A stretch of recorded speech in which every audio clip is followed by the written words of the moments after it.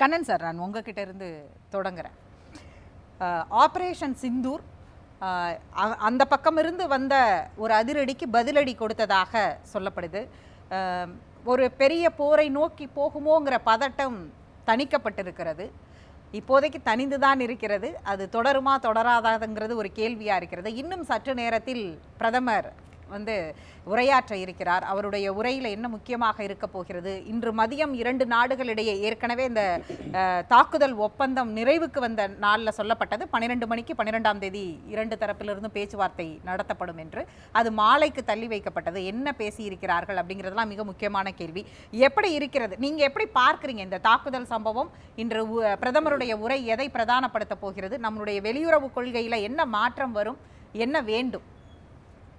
பிரதமர் வெற்றி முழக்கம் கொட்டுவார் என்று நான் எண்ணுகிறேன். ஏன்னா அவருடைய கவுண்டர் பார்ட் பாகிஸ்தானுடைய பிரதமர் அவங்க தரப்பில் ஹிஸ்டாரிக் விக்டரியை அச்சீவ் பண்ணதாக அவர் பேசியிருக்கார்.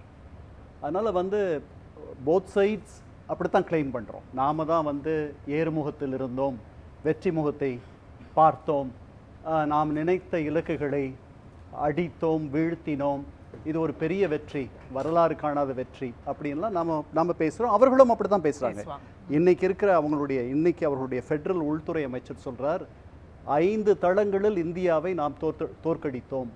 அதாவது வான்வெளி, கடல்வெளி, தரை, இந்த 3 தவிர மீடியா வார், அப்புறம் டிப்ளமேட்டிக் வார், நாடுகளிடையே நல்லெண்ணத்தை வளர்ப்பது, இந்த போரில் ஆதரவு தேடுவது, இதில் கூட பாகிஸ்தானுக்கு பெருமளவு ஆதரவு பொங்கியதுன்ட்டு அவர் இன்னைக்கு பேசியிருக்கார். இன்னைக்கு அதாவது அவங்க சைட்ஸ் எல்லாம் நம்ம பார்க்க முடியாது. அந்த வலைத்தளங்களை எல்லாம் நாம் முடக்கி வைத்திருக்கிறோம். அவர்கள் நம்முடைய வலைத்தளங்கள் எதையும் முடக்கவில்லை. சரிதானா? So they seem to claim அவங்க தான் ஏறுமுகம் வெற்றி முகத்தில் இருக்கிறார்கள் என்று. பட் நம்முடைய narrative, we have been controlling the narrative. 2 தரப்பு அங்கே அந்த அளவுக்கு அவங்க கண்ட்ரோல் பண்ணுற மாதிரி தெரியல. பட் நாம் we don't want to internationalize this. நம்முடைய ஸ்டாண்ட் அதுதான். ஏன்னா நாம் இன்டர்நேஷ்னலைஸ் பண்ண எல்லாத்துலேயும் நமக்கு சாதகமான ஒரு அனுபவம் இல்லை நமக்கு. இதை 48 இந்த காஷ்மீரை கொண்டு போய் ஐநா சபைக்கு கொண்டு போனோம். It was a grand mistake. அதை சரி பண்ணுறதுக்கு 72 சிம்லா ஒப்பந்தம் தேவைப்பட்டுச்சு நமக்கு. அதுக்கப்புறம் இது பைலாட்ரல், இருதரப்பு பிரச்சனை, இதில் 3வது நபர்களுக்கோ நாடுகளுக்கோ பங்கு இல்லை அப்படின்னு சொன்னோம். அதுக்கு முன்னாடி 61லேயே ஒரு 6 சுற்று பேச்சுவார்த்தைகளை அமெரிக்காவும் இங்கிலாந்தும் இது தொடர்பாக நடத்தியிருக்கு. பட் நாம் என்ன பண்ணிட்டோம், இதை நாங்கள் தீர்த்துக்கிறோன்னு சொல்லிட்டு அது நின்று போச்சு. So only time can say நாம் இராணுவ ரீதியாக எந்த அளவுக்கு வெற்றிகளை சம்பாதித்திருக்கிறோம், என்ன புது டாக்டர்னை நம்ம ஏற்படுத்தியிருக்கிறோம். அதாவது அங்கே போய் நாம் 2016க்கு பிறகு நாம் பாகிஸ்தானுடைய வான் எல்லையை கடந்து போய் அடிப்பது என்ற ஒரு புதிய கொள்கையை செய்தோம். 2019 ஒரு விமானியை அவர்கள் கைப்பற்றி விட்டார்கள். இந்த முறை அது நடக்கலை. ஏன்னா நாம் அவருடைய வான் எல்லையை கடக்கவில்லை. நாம் இருந்த இடத்திலிருந்தே ஏவுகணைகளையும் மற்ற ட்ரோன் அந்த மாதிரி அன்மேன்ட் எக்விப்மெண்ட், வெஹிக்கிள்ஸ், மிசைல்ஸ் வச்சு நம்ம சண்டை போட்டோம். இது டெக்னாலஜிக்கல் வார்ஃபேர் 2 தரப்புலையுமே. சரிதானா? இதில் நம்மக்கிட்ட இருந்த ஆயுத தளவாடங்கள் சுப்பீரியரா, அவங்களது சுப்பீரியரான்றது சில இடங்களில் நமக்கு தெரிய வந்துச்சு, அவர்களுக்கும் தெரிய வந்திருக்கும். நாம் சில கிளைம்ஸை பண்ணுறோம், நாம் அதை பண்ணிட்டோம் இதை பண்ணிட்டோம்னு சொல்கிறோம், அவர்கள் அதே மாதிரி கிளைம் பண்ணுறாங்க. அதனால் we have to wait for some time. இண்டிபெண்ட்டாக இந்த 2 தரப்பு கிளைமையும் வெரிஃபை பண்ணுற அளவுக்கு நாம் காத்திருக்கணும். பட் இப்போதைக்கு பார்க்கும்போது நாம் வெற்றி முகத்தை எட்டியது போலவும் ஏறுமுகத்தில் இருந்த பொழுது நாம் விட்டு கொடுத்தது போலவும் தான் நேரட்டிவ் இருக்கு. அமெரிக்கா இதற்குள் பேச்சுவார்த்தை நடத்தியது. இன்று கூட காலையில் வந்த செய்திகள் அவங்களுடைய வைஸ் பிரசிடென்ட் வான்ஸ் பேசியது, பிரதமரிடம் பேசிய போது பிரதமர் ஒருபோதும் இதை ஆதரிக்க போகிறதில்ல, தீவிரவாதத்தைங்கிறதும் தக்க பதிலடி கொடுப்போம் இன்னொரு முறை இப்படி வந்தால் அப்படி. ஏன்னா அன்றைக்கே சொல்லிட்டாங்க. அதாவது அது விக்ரம் மிஸ்ரியுடைய செய்தியாளர் சந்திப்பு, வெளியுறவுத்துறை செயலருடைய செய்தியாளர் சந்திப்பில் தொடங்கி வெளியுறவுத்துறை அமைச்சர்லேருந்து பிரதமர்லேருந்து எல்லாரும் ஆக்ட் ஆஃப் வார், இனிமேலுக்கு டெரரிசம்னா ஆக்ட் ஆஃப் வார் என்று தான் அது கருதப்படும் அப்படின்றத நோக்கி போகிறாங்க. இல்லை அமெரிக்காவுடைய தலையீடு, சீனாவுடைய பேச்சுவார்த்தை, இப்போ பாகிஸ்தானோடு நடத்த போகிற பேச்சுவார்த்தை, இது நம்முடைய வெளியுறவு கொள்கை சார்ந்து எடுக்க போகிற முடிவுகளாக இருக்கும். கடந்த காலங்களில் எப்படி இருந்தது, இன்றைக்கு பிரதமர் உரையில எதிர்பார்க்கக்கூடியதும், அல்லது இது இனி எப்படியா இருக்கணும்? இப்ப நம்ம இண்டஸ் வாட்டர் ட்ரீட்டியை வந்து இப்ப பேன் பண்ணி வச்சிருக்கிறோம். அடுத்த கட்டமா இந்த மாதிரி என்ன மாதிரியான கொள்கைகள் அது ஜியோ பாலிட்டிக்ஸ் சார்பாகவும் வெளியுறவு சார்ந்தும் இருக்கும்னு பார்க்கிறேன்.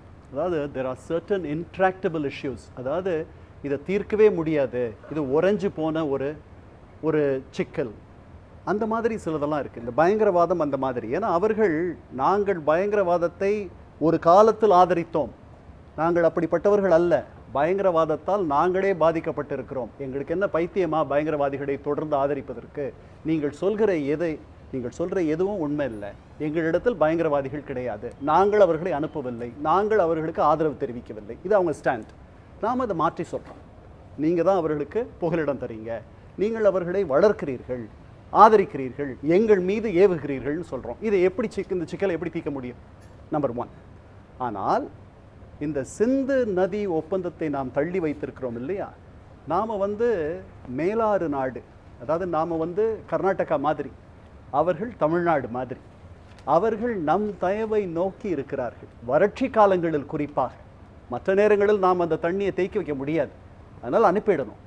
இப்போ நாம் அந்த ட்ரீட்டியை கடந்த 10-15 ஆண்டுகளாகவே நமக்கு அந்த ட்ரீட்டி போதுமான அளவு திருப்தி இல்லாத ஒரு ட்ரீட்டி, நம்முடைய தண்ணீர் தேவைகள் அதிகமாகிவிட்டன.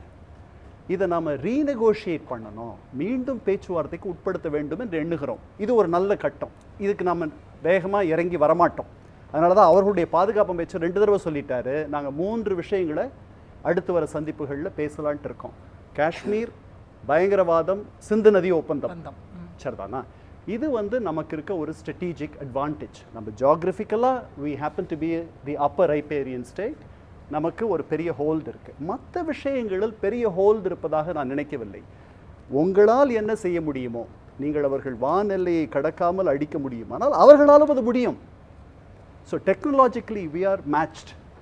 ஸோ அது தவிர அவர்களுக்கு நம்மை காட்டிலும் அவர்களுக்கு நிறைய நண்பர்கள் இருக்கிறார்கள், அவர்கள் அதை தைரியமாக சொல்லுகிறார்கள். நீங்க சொல்ற அந்த சோ கால்டு நண்பர்கள்னு யாரை சொல்றீங்க? சீனா, துருக்கி, இவர்கள் 2 பேரும் அவர்களுடைய ஆப்த நண்பர்கள். அந்த மாதிரி ஒரு நண்பரும் நமக்கு கிடையாது.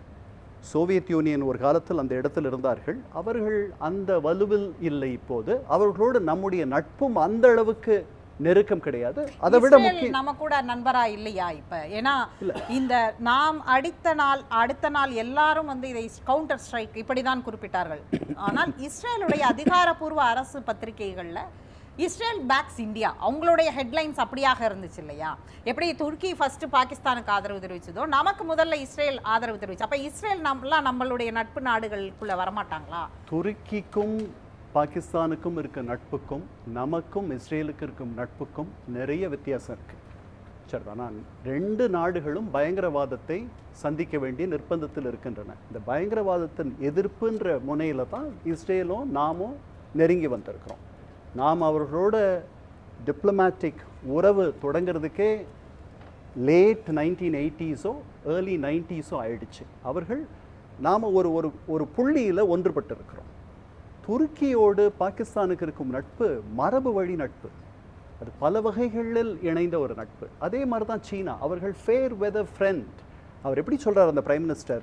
Very dear, very trustworthy, very dear friend, அவர் சொல்கிற வார்த்தை சீனாவுக்கு. அப்புறம் சீனா மக்களுக்கு தனியாக நன்றி சொல்கிறார். அந்த மாதிரி நாம் 3வது நாடுகளுடைய தலையீட்டை ஒப்புக்கொள்ளக்கூடிய நிலையில் கூட நாம் இல்லை, ஏனெனில் நமக்கு அது ஆபத்து என்று தெரியும். அதனால் so we need more time to assess என்ன நடந்துச்சுன்னு. இப்போதைக்கு நமக்கு கிடைக்கிற தகவல்களின்படி we have set the tone, நாம் அசர்ட்டிவாக நடந்துக்கிட்டோம் அப்படின்னு தான் நான் நினைக்கிறேன். பேசலாம்.